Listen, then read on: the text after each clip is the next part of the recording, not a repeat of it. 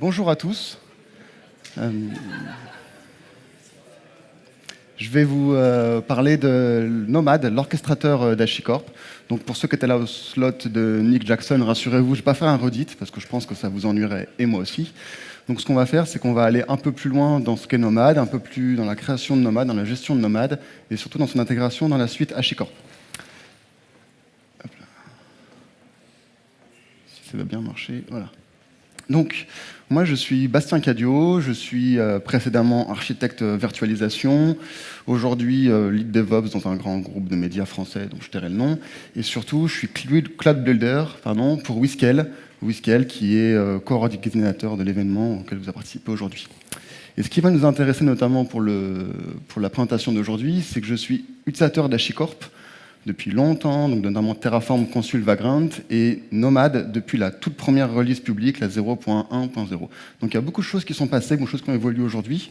Aujourd'hui, on doit être en 0.5.6, donc ça a pas mal évolué, ça fait 1 an et demi, 2 ans que c'est sorti. Et justement, on va voir un peu tout ce que ça signifie.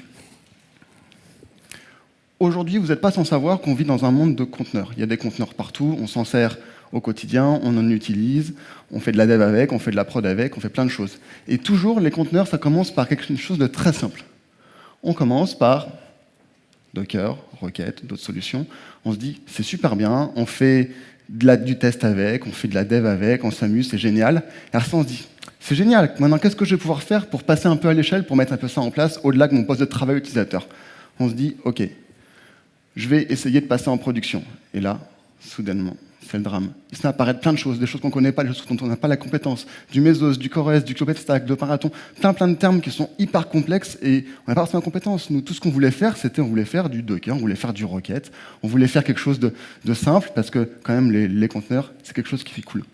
Donc voilà, on se dit, OK, on va passer en production. Avant de commencer à rentrer dedans et tête baissée dans toutes ces solutions, on va essayer de comprendre un nombre de choses qui est important pour la garder à l'esprit sur la construction de notre production à base de conteneurs. Première chose, la démo n'est pas la réalité. Ça, c'est un principe que je pense que beaucoup d'entre vous ont expérimenté.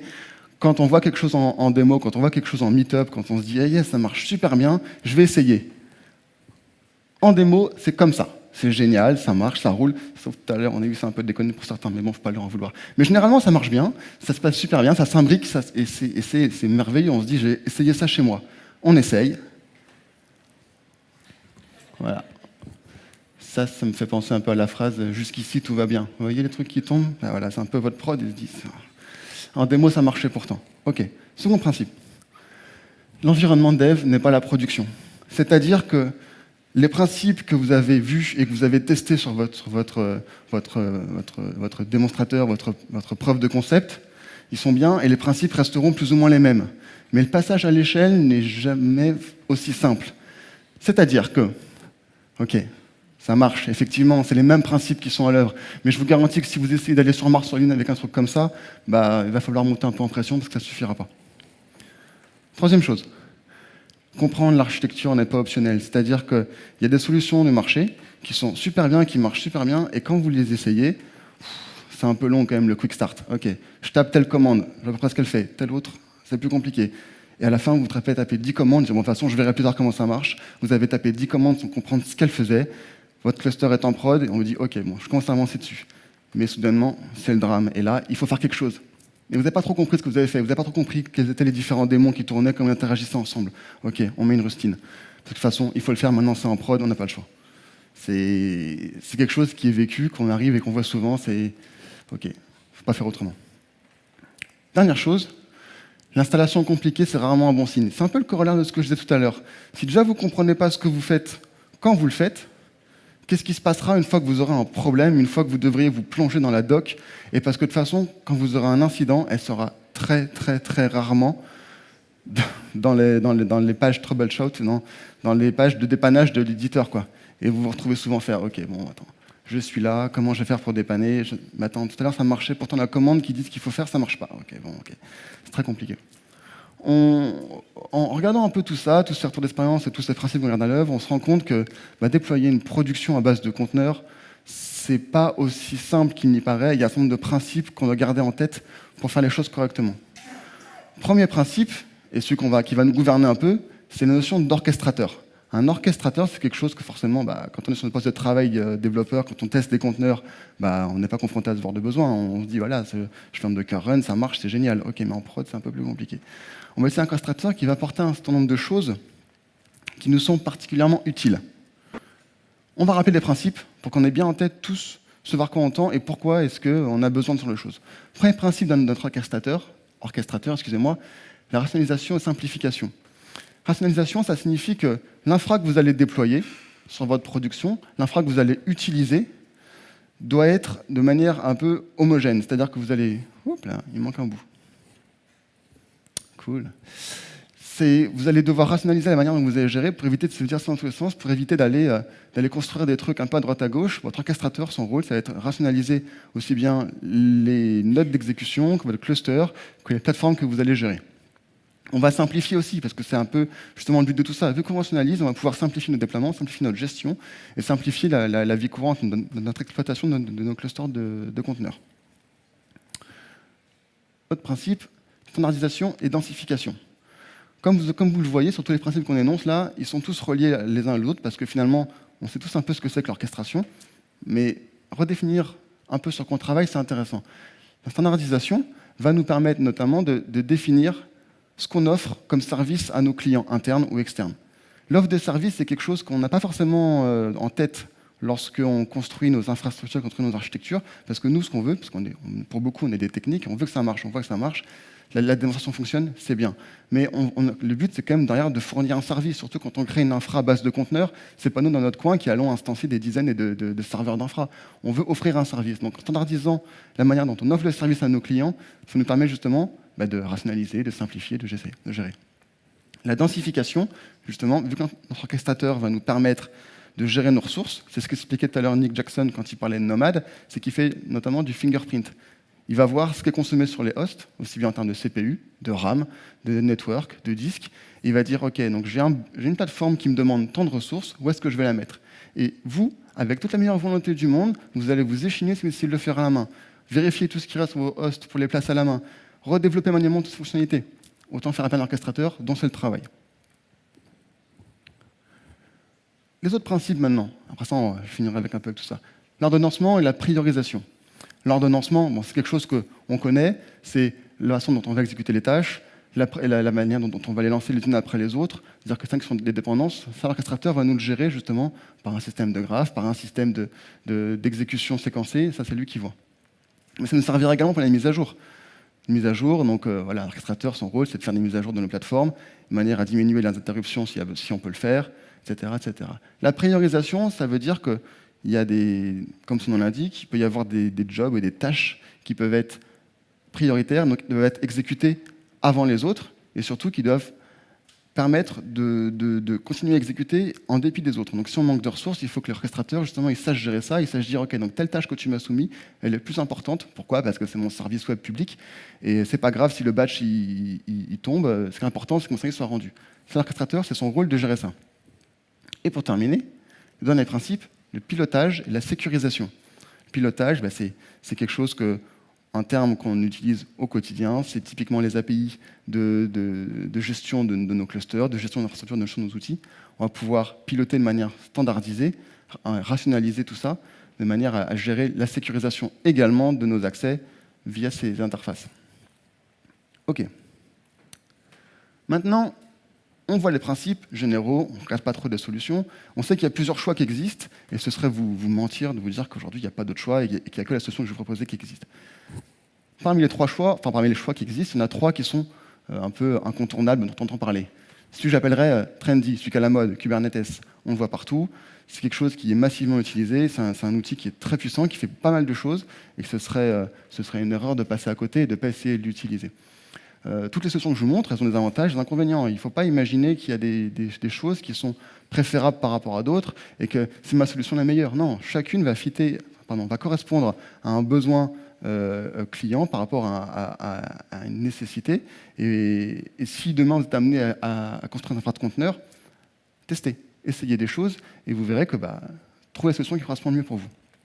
La deuxième, Mesos, plus stable, quelque chose de très j'allais dire ancien, mais c'est ancien dans le monde, dans notre secteur, ça signifie 2 ans. Mesos, c'est quelque chose qui est très utilisé, qui est stable, qui fonctionne bien, qui, contrairement à Kubernetes c'est orienté conteneur, Mesos gère beaucoup plus de choses, gère des binaires, gère...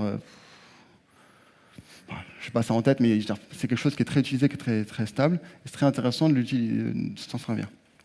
Et pour terminer, petit dernier, celui qui est le plus facile, entre guillemets, c'est celui qui est fourni par défaut avec le moteur de conteneur le plus utilisé sur le marché, Docker, c'est-à-dire Swarm. Swarm Swarm Mode pour les puristes, qui est embarqué presque nativement avec Docker et qui s'installe très facilement. Donc ces 3 solutions sont des orchestrateurs de conteneurs. Et ils remplissent leur rôle très bien, on ne va pas se leurrer. Moi, je vais vous parler d'une 4e solution qui est poussée par une société qui s'appelle HashiCorp. HashiCorp, je pense que beaucoup d'entre vous connaissent. Pour ceux qui ne connaissent pas, c'est une société qui est née sur une idée, l'idée notamment Vagrant. Vagrant qui était leur premier logiciel, qui au début était construit par Michel Hashimoto, qui est dans son coin pour répondre à un besoin qui était propre. Et le besoin, HashiCorp est une société qui met en avant le DevOps, sa simplicité. C'est vraiment leur état d'esprit, dans leur ADN de société. Et donc, ils se sont mis à développer plein d'outils qui vont justement dans cette veine. Donc, je vais vous les présenter à pas parce que Nick l'a fait tout à l'heure, mais on compte notamment Vagrant, Packer, Terraform qui sont pour la partie provisioning, Vagrant pour la reconstruction des environnements identiques, Packer pour la construction des images, Terraform pour la création d'infrastructures.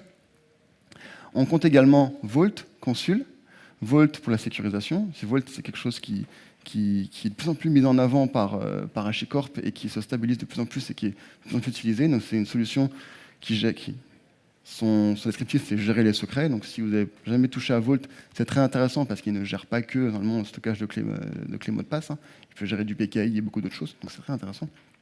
Consul, l'annuaire de service leader sur le marché. Consul, c'est aujourd'hui, les dernières études montrent que c'est l'annuaire de service qui est le plus utilisé, qui est le plus déployé, peu importe la solution d'orchestration. Et enfin, le petit dernier, Nomad, celui dont je vais vous parler aujourd'hui, l'orchestrateur de conteneurs d'HashiCorp, qui a été créé il y a maintenant 1 an et demi, 2 ans, et qui justement vise à s'intégrer nativement dans tout ça et qui garde les mêmes principes de simplicité et de stabilité. Donc c'est quelque chose qui est vraiment très important. Pourquoi Nomad?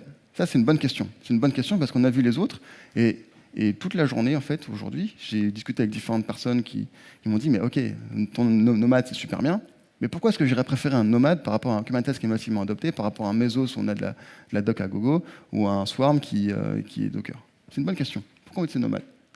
D'une part, parce qu'un Nomad est nativement distribué, c'est-à-dire que dans son comportement même Nomad, il est multi-data center, multi-cloud, et hautement disponible. Ça veut dire quoi? Ça veut dire que Nomad utilise à l'intérieur de lui les mêmes protocoles qui sont à l'œuvre dans Consul, c'est-à-dire les protocoles, notamment les protocoles Raft qui implémentent Gossip, les protocoles Gossip, comme moi je préfère le terme épidémique, j'expliquerai pourquoi tout à l'heure.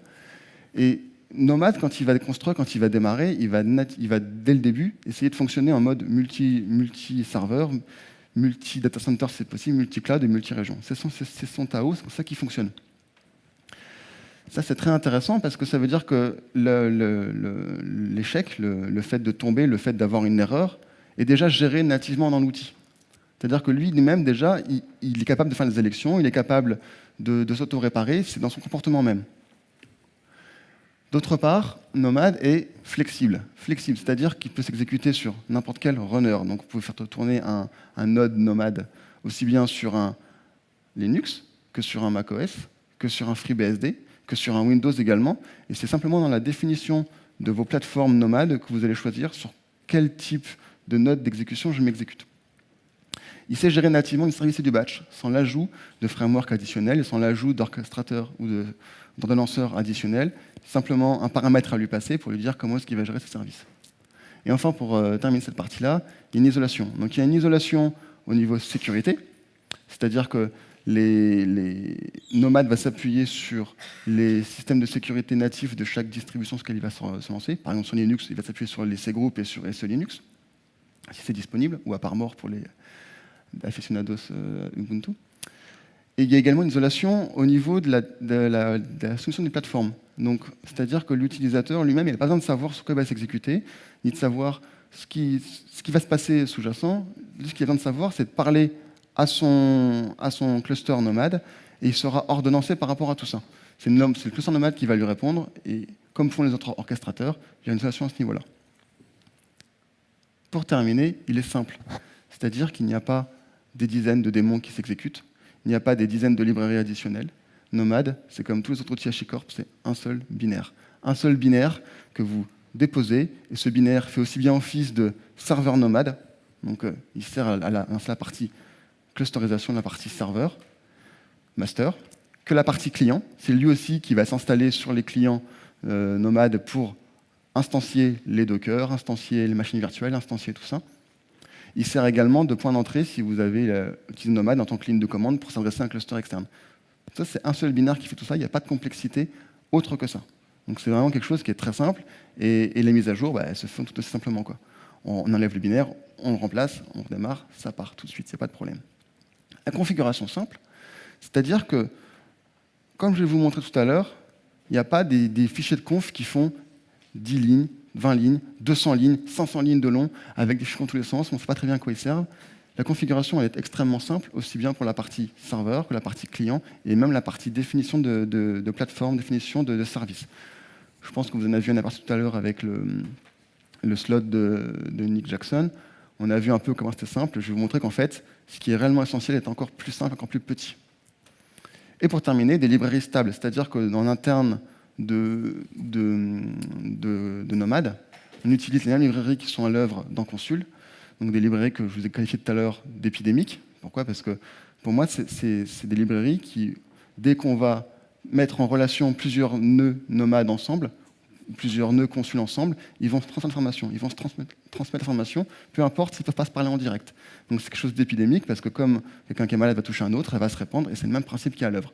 Du moment que ça fonctionne ensemble, ça va se diffuser. OK. On a vu pas mal de principes, pas mal de choses.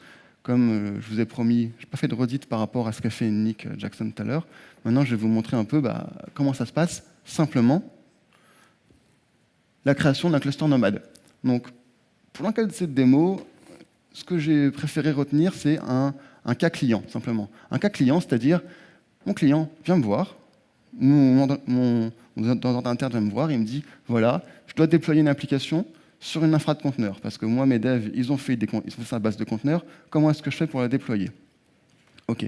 Avant de vous expliquer, ça met un petit peu de temps, hop là, je vais bootstrapper mon environnement, à l'aide de Terraform, pendant qu'il finit. Donc je fais un Terraform apply, donc il y a un nombre de fichiers Terraform pour construire l'infrastructure. Hop là. OK. Pendant que ça travaille, je vais vous expliquer un peu ce qui va se passer. Tac. Alors, si ça va bien marcher. Hop là. OK. Ce qu'on va faire, c'est qu'on va créer un cluster nomade sur Google, parce que j'ai choisi Google, mais arbitrairement. Pourquoi Google? Pourquoi pas un autre? On peut choisir un autre. On va le créer dans la région Europe. Et en l'occurrence, je l'ai mis sur le data center EU West 1, qui est situé, si vous ne le savez pas, en Belgique. Donc on va instancier 3 machines virtuelles serveurs, sur lesquelles on va installer Consul Server et Nomad Server. Puis après ça, on va instancier 3 machines virtuelles clients, qui vont exécuter nos services nomades, nos services nomades, et qui vont exécuter également les parties Docker. Après ça, sur ces clients, on va installer Consul client, Nomad client et Docker. Une fois que tout sera en place et que ça va fonctionner, donc on regardera comment ça fonctionne, on va créer une application nomade. Donc on va créer le fichier job, simplement on va regarder comment il se compose, et on va procéder à son enregistrement sur le cluster, et voir comment ça travaille tout ça, comment ça fonctionne. Et enfin, pour terminer, on ira voir ce qui est rendu par cette application. Au niveau de la configuration, pendant qu'il travaille, voilà simplement la configuration de la partie Consul serveur. Il n'y a que ça, pas de complexité, c'est très simple. Et qu'est-ce qu'on lui demande? On lui demande pour lancer Consul, on lance Consul, on dit fichier de conf c'est ça. Fichier de conf c'est, il me faut 3 serveurs Consul, avant de commencer à bootstrapper mon cluster, avant de commencer à l'initialiser.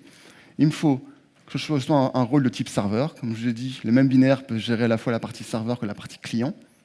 On lui indique le nom du data center, et le reste, c'est plutôt explicite, c'est les paramètres de gestion des IP, sur quoi on se bind, etc., etc. Grâce à ça, quand on a 3 serveurs consul, ça bootstrap. Ensuite, l'objet, c'est quand même de s'intéresser à Nomad.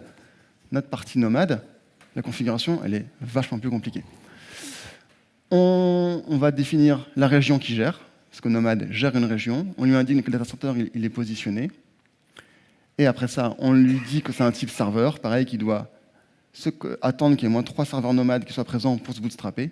Et pour terminer, on lui indique l'adresse de notre consul. Pourquoi l'adresse de notre consul? Ça, c'est très intéressant, c'est-à-dire que Nomad, grâce à ça, va pouvoir dialoguer en direct avec consul pour 2 choses. D'une part, découvrir ses pairs, c'est-à-dire découvrir les autres serveurs Nomad, découvrir les autres clients Nomad. Donc ça, c'est très intéressant. Du coup, on n'a pas configuré Nomad nous-mêmes. On lance comme ça, du moment que consul fonctionne, tous fonctionnent automatiquement. Et l'autre chose qui est intéressante, c'est qu'en faisant ça, on permet à Nomad d'aller directement enregistrer nos services applicatifs dans le consul.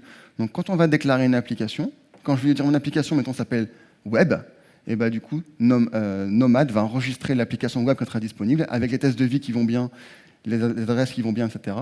Et du coup, on pourra adresser notre application sur simplement son adresse, donc, par exemple, si on part par la partie DNS de consul, sur web.service.consul. Ça marchera tout seul, et c'est Nomad qui va se charger de enregistrer, désenregistrer, etc., etc. En attendant qu'il termine, notre partie job, qu'est-ce qu'on a? Notre job, c'est aussi simple que ça.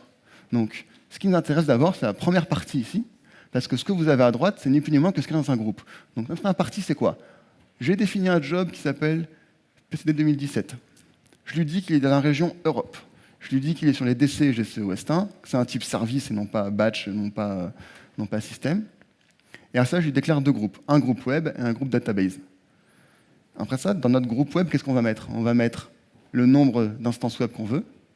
On va lui dire que je lance une tâche de type front-end, qui s'appelle front-end, qui est un conteneur Docker, qui est une image que je vais vous montrer. D'ailleurs, je donnerai les sources de l'image à la fin si vous voulez aller voir ce que ça fait. Je lui dis qu'on enregistre un service HTTP, et à ça, je lui déclare ce qu'il consomme comme ressource. Très simple à définir, ça peut se faire à la main sans aucun souci. Ok, allons voir où est-ce qu'il en est maintenant. Ok, il a terminé. Hop là. Donc, ce qu'on va faire, c'est qu'on va se connecter à l'un de nos serveurs. On va voir ce qui se passe. Donc, je remonte un peu la vue. Donc, on va commencer par regarder au niveau consul ce qui se passe. Donc, notre consul, on voit qu'il a bien enregistré les 3 clients, donc les 3 serveurs de type client, les 3 serveurs de type serveur, c'est un peu redondant, qui sont data center GCE West 1 et qui sont alive. Donc le consul fonctionne correctement, tout discute correctement. Maintenant, si on regarde la partie Nomad. Notre Nomad, on voit justement que maintenant, au niveau des serveurs, il a découvert nos 3 serveurs. Donc 3 serveurs discutent ensemble, on voit que c'est le serveur 3, en l'occurrence, qui est leader. Donc c'est lui, comme expliquait Nick, c'est lui qui va prendre les décisions d'orchestration par rapport au cluster. On voit qu'ils sont situés dans le DC GCE West 1 et qui gère la région Europe. On sait que ça marche maintenant. Et maintenant, on va regarder au niveau node, mais je pense que vous savez à peu près ce qu'on va découvrir. On voit nos 3 nodes qui sont dans GCE West 1 et qui sont statut ready, donc prêts à accueillir des jobs. Ça nous intéresse. Donc maintenant, ce qu'on va faire, c'est qu'on va simplement aller lancer un job. Tac. Donc le job, c'est la même chose que ce que je vous montrais dans les slides. On l'a là. Donc, comme je vous l'ai dit, c'est le même binaire qui permet de aussi bien gérer la partie serveur que la partie client, que la partie ligne de commande. Donc là, je suis en train de rentrer l'adresse de mon cluster Nomad distant. Parce que je ne peux pas m'embêter à lancer mon job, à le copier sur le serveur Nomad, je peux le gérer à distance, c'est quand même plus simple. Donc je lui indique Nomad run, le nom de commande run, je lui donne l'adresse de mon cluster distant et je lui passe le nom du fichier. Je lance, et là, on voit ce qu'il fait. Donc il lance une évaluation pour regarder un peu ce que je demande, puis il regarde mon fichier, il dit OK, il crée 3 allocations qui placent sur les nodes, en l'occurrence E77, etc., c'est le nom abstrait, du groupe web, groupe database, et le statut, il est en train de travailler. Donc, on va regarder un peu ce qui se passe. au niveau status. Tac. Donc on voit qu'il est en running. Okay. On va demander un peu plus de détails quand même pour savoir un peu ce qui se passe derrière, c'est plus intéressant. Hop là, j'ai fait une coquille. Ah ouais, 2917, on n'y est pas encore. Ouais. Alors, voilà. Donc du coup, je lui demande de lister le statut du job c'est 2017. Donc on voit son nom c'est 2017, grosse surprise. Type service, la priorité affectée, il est déduit automatiquement parce que je ne l'ai pas précisé.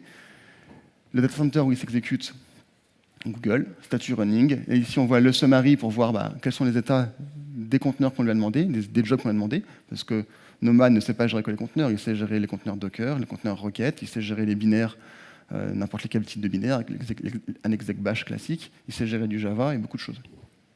Et enfin, on voit les 3 allocations qui sont présentes ici, donc de web, une database, qui sont statut running. Donc, vu que ce qu'on va faire, c'est que je vais aller voir un peu quelle est l'adresse IP. L'adresse IP de un des nœuds, parce qu'on va aller voir notre partie web ce qu'elle fait. Hein. Tac. Et je ne l'ai pas ici. Donc c'est lequel web running 52 D23. Tac, c'est client 1. OK. Client 1. Client 1, ça doit être celui-ci. OK, alors. Allons voir ce qu'il nous fait. Vu que j'ai bindé le port 80, c'est facile pour accéder à notre application. Donc l'application, elle fonctionne. Cette application, c'est quoi? C'est ni plus ni moins qu'un démon en Nginx qui est lancé par un console template. Donc console template, pour ceux qui ne connaissent pas, c'est un outil HashiCorp qui permet de lire la configuration console. Qu'est-ce que je lui ai demandé? Je lui ai demandé, dans la colonne de gauche, de lister les nodes que console connaît. On y retrouve. Dans la colonne de droite, lister tous les services que console connaît. Et dans le petit tableau en haut, un focus sur notre application, donc les 2 front-ends qui sont lancés. Donc on voit que c'est des Nginx qui se lancent sur GCO West 1, les nodes qui s'exécutent, et le back-end, c'est un Mongo en l'occurrence. Cette application fonctionne, c'est bien. On va maintenant passer à l'étape 2 parce que notre client est très content. Donc ce que je vais faire, c'est quand on prend l'étape 2, comme tout à l'heure, je vais lancer la partie terraforming pour qu'il ait le temps de le faire. Étape 3, excusez-moi. L'étape 2, c'était le lancement de l'application. Tac. OK. Ça fonctionne. On repasse. Tac. Quand tu veux. OK. Étape 3 maintenant. Étape 3, c'est-à-dire que maintenant, notre client nous dit c'est génial, ça fonctionne, mon application elle tourne très bien, je suis très content, mais j'ai un petit problème. Donc on va voir quel est ton problème. Le problème, c'est que mon application elle fonctionne sur Google, mais Google c'est en Belgique. Et moi, j'ai besoin de l'exécuter en France, parce que j'ai des données sensibles dans la base de données. OK, des données sensibles, comment on va y répondre? On va créer un second data center, au sens console, et on va aller l'enregistrer dans Nomad. Donc on va créer un data center, en l'occurrence chez un cloud provider français, OVH, pour ne pas le citer. Et pour cela, on va lui dire, OK, donc j'ai besoin d'avoir une exécution qui va être spécifique sur la France. Donc, vu qu'on n'a pas besoin de recréer notre partie Nomad, pourquoi? Parce que la partie Nomad serveur, notre serveur Nomad, il gère la région. Et notre région, elle est déjà gérée au niveau Belgique, au niveau GCE. On aurait pu très bien créer de nouveaux serveurs Nomad en France, de manière à étendre notre cluster, c'était possible. Ce n'est pas le choix que j'ai fait. Je dis, j'ai besoin ponctuel, j'ai besoin juste d'exécuter quelque chose en France. Donc je vais bootstrapper un cluster console en France, et je vais juste créer un node d'exécution qui va se rattacher à ce cluster console. Et après ça, tout ça, grâce à la magie de la découverte des services console automatiques, tout ça va apparaître dans Nomad. Nomad va découvrir qu'il y a un client en plus qui est disponible pour lancer des jobs, et ça va fonctionner, simplement. Donc en gros, sur la partie OpenStack, parce que c'est OpenStack qui est derrière, OVH France, on crée notre console serveur, donc 3 consuls, pas de Nomad serveur, et on va ajouter également un Nomad client, qui est aussi un consul client, pour exécuter les jobs. Une fois qu'on aura fait tout ça, on va mettre à jour notre application de manière à lui indiquer ma base de données, j'ai besoin qu'elle s'exécute en France, pour des contraintes légales, pour ce qu'on veut, mais ça n'intéresse pas Nomad. On veut dire, voilà, j'ai une contrainte sur ce conteneur-là, sur ce groupe de placement, je veux que tu me places en France, c'est important pour moi. Et après ça, l'application, on la resoumet à Nomad, pour qu'il prenne en compte. Hop là. OK. Notre configuration, qu'est-ce que ça va être? On a la partie Nomad client. Je vais la montrer tout à l'heure, mais là, c'est intéressant de la voir. Ça, c'est la partie configuration de notre nomade client. C'est pas très différent de la nomade serveur de tout à l'heure. On redéfinit la région, data center, etc. Mais ce qui est intéressant, c'est que d'une part, on n'a plus la partie serveur. Ça ne nous intéresse pas.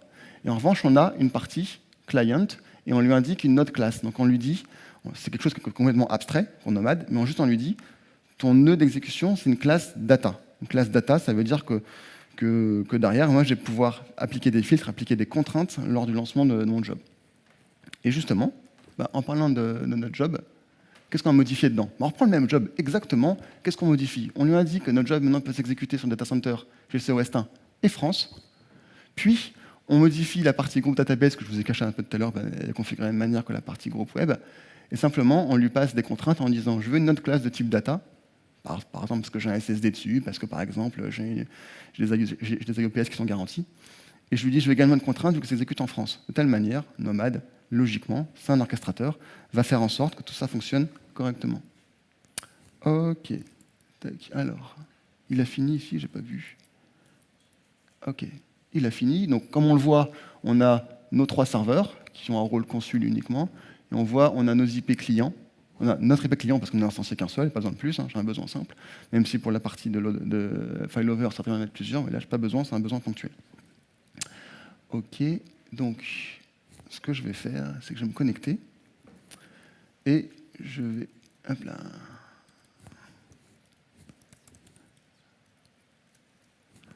On se connecte. OK. Donc là, je suis connecté sur un de mes serveurs consul. Si je fais consul members, OK. Donc là, il me découvre bien mon domaine consul local. Mais moi, ça ne me suffit pas parce que moi, je veux que tout fonctionne ensemble. Et si je regarde consul member one, il ne découvre que lui. Ce n'est pas suffisant pour moi. Donc ce que je vais faire, c'est que je vais aller récupérer les IP de notre première partie pour lui demander de rejoindre le cluster. Hop là. Et c'est aussi simple que ça. Tac, SSH, CentOS, tac, tac, tac. Donc maintenant, je veux que tout discute ensemble. Donc je lui demande à consul de faire un join. Je lui demande de rejoindre sur le WAN un autre serveur consul. Je lui indique l'adresse. Il me dit qu'il a correctement rejoint le cluster. Et justement, si on va regarder maintenant au niveau consul members one, il découvre les serveurs qui sont situés chez GCE, donc le consul, tout ça se met à discuter ensemble. C'est très intéressant. Et ce qu'on va faire maintenant, c'est qu'on va modifier notre application de manière, donc étape 4 en l'occurrence, et je lui relance un run, donc la même commande, il n'y a pas de difficulté, c'est le même nom de job. Nomad run adresse, donc je vous ai montré le job tout à l'heure, je lui lance le run, qu'est-ce qu'il fait? Il refait une évaluation, il modifie les allocations, il crée une nouvelle allocation parce que la database, on l'a changée. Et maintenant, on va aller voir au niveau status ce qui se passe. Donc, au niveau status, les trucs ont un peu changé. On voit que c'est le même job, même nom, etc. Sauf que ce coup-ci, Data Center, c'est GCE West 1 France, OK. On voit que notre database, elle est en starting. Un peu de temps à télécharger une image Mongo, c'est pour ça. Celle de tout à l'heure, elle est en complete. Pourquoi elle est en complete? Parce que dans notre partie Nomad, je n'ai pas mis de stratégie de mise à jour. Quand on n'en met pas, Nomad, il est simple et méchant. Il détruit les anciennes allocations, il en met des nouvelles. Mais ce n'est pas le seul comportement. On aurait très bien pu lui dire stratégie de mise à jour, rolling update, de manière à ce que justement, il n'y ait pas d'interruption de service. On aurait pu également simuler un déploiement blue-green, on aurait pu simuler du Canary, tout ça c'est possible dans Nomad.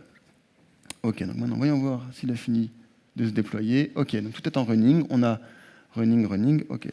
Maintenant, on va aller voir notre petite application de tout à l'heure, si justement il y a des choses en plus. Ok, ça a un petit peu changé. On voit qu'au niveau des nodes, maintenant, disponibles, il découvre la partie France. On voit qu'au niveau des services, un peu plus de choses, parce que forcément, il y a la partie France qui s'est rajoutée. Et si maintenant on regarde notre application elle-même, on voit que dorénavant, notre backend Mongo s'exécute en France et qu'il est sur le host France. Donc, Nomad a pris en compte ce qu'on lui a demandé pour créer des contraintes. Ok, alors, ce qu'on va faire maintenant qu'on est là, maintenant la dernière partie. Étape 5. Pareil, Terraform Apply. Hop là, si je la retrouve. Hop là. Apply, de manière à ce qu'ils prennent en compte. J'espère qu'ils travaillent. C'est un peu long. Hop, oui, ils travaillent. Ok. Ok, donc on revient à notre partie ici. Maintenant, dernier cas client. C'est notre troisième dernière étape. Notre client, il est content, c'est bien, il a son application qui est distribuée à la fois sur Google en Belgique et un peu en France. Et on a une base de données qui est localisée en France, donc ces données, il est sûr de où elles sont situées. Maintenant, on dit, OK, maintenant ça marche très bien, tu m'as fait gagner beaucoup de clients, on a pas mal attaqué le marché. Dorénavant, je veux m'étendre parce que j'ai un besoin de m'étendre aux États-Unis. OK, États-Unis, là tout de suite, on se fait tilt parce qu'on se dit, bah, États-Unis, c'est très bien, a priori, pas de souci. Notre problème, c'est que notre cluster nomade aujourd'hui, il est attaché à la région Europe. Donc on ne va pas pouvoir utiliser la même astuce que ce qu'on a utilisé pour déployer en France, parce que si on essaye de déployer un data center aux US, bah, à moins de lui mentir et lui dire bah, ta région, c'est la région Europe, ce qui va poser quelques problèmes au niveau latence, là, bah, il ne pourra pas le faire. Donc ce qu'on va faire, bah, simplement, on va aller recréer une nouvelle région nomade dans un data center situé aux US et refaire très exactement les mêmes opérations que ce qu'on a fait dans l'étape 1. Donc on crée une nouvelle région nomade, on lui crée un cluster consul, on enregistre des nœuds d'exécution pour exécuter des parties Docker.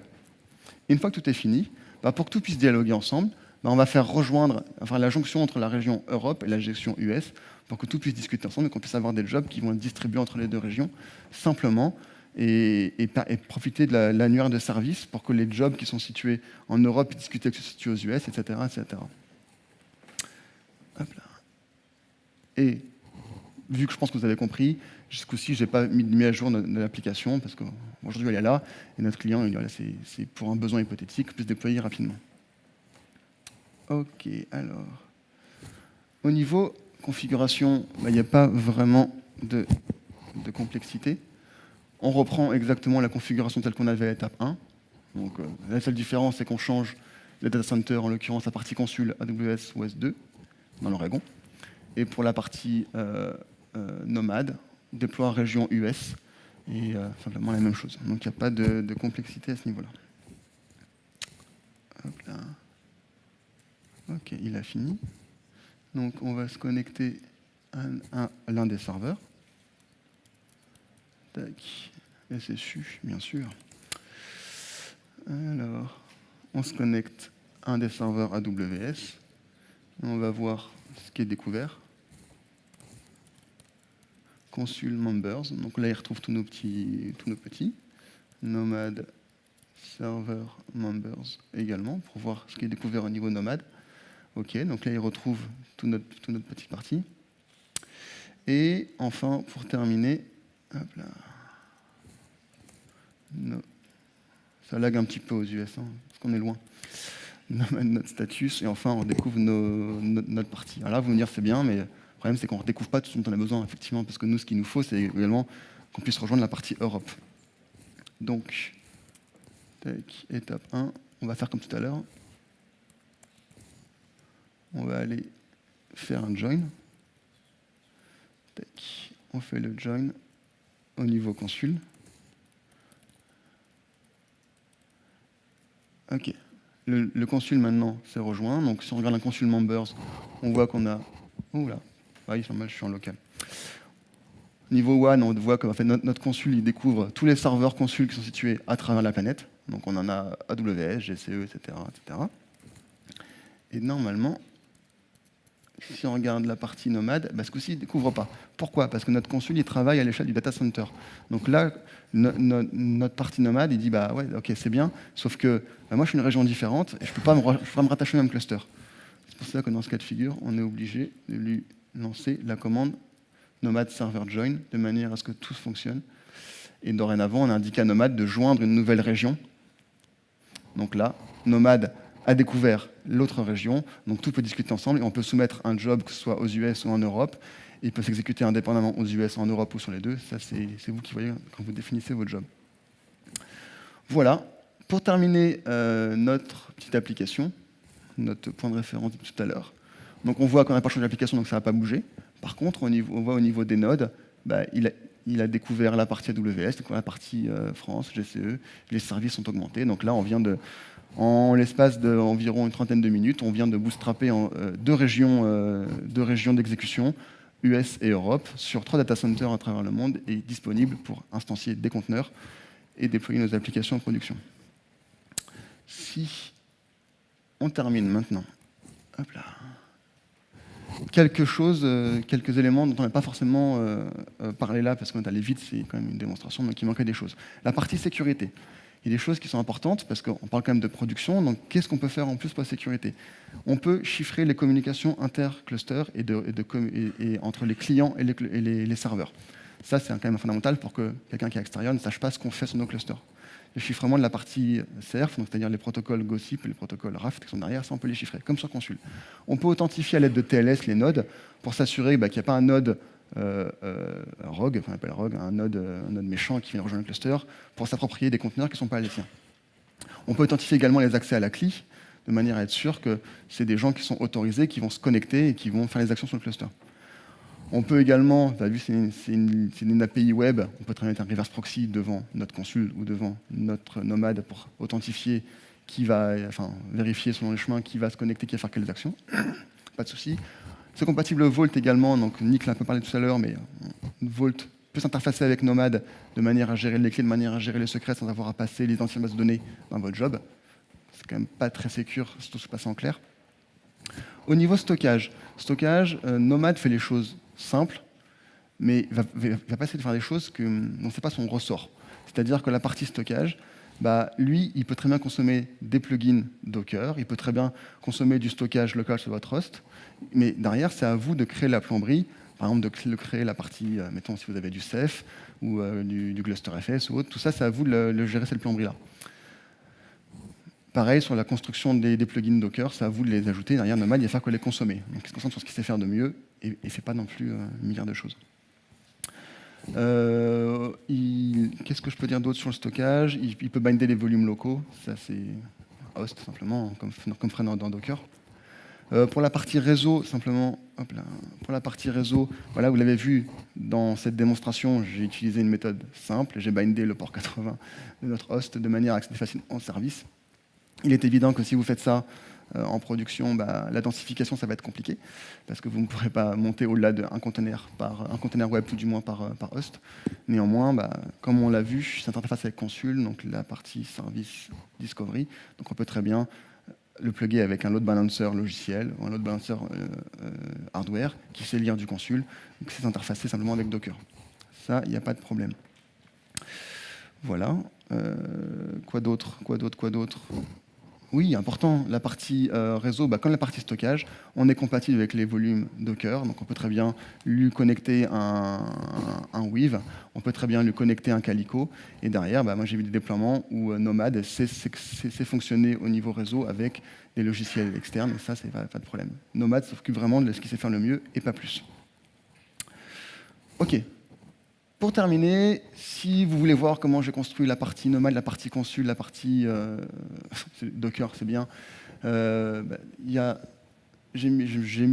vais mettre d'ici quelques heures les sources sur GitHub.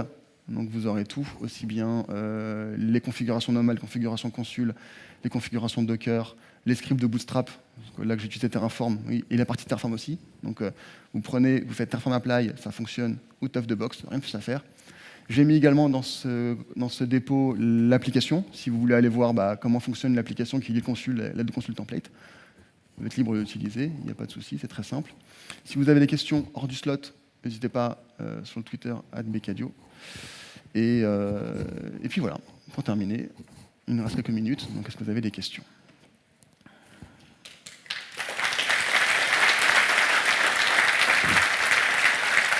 C'est après.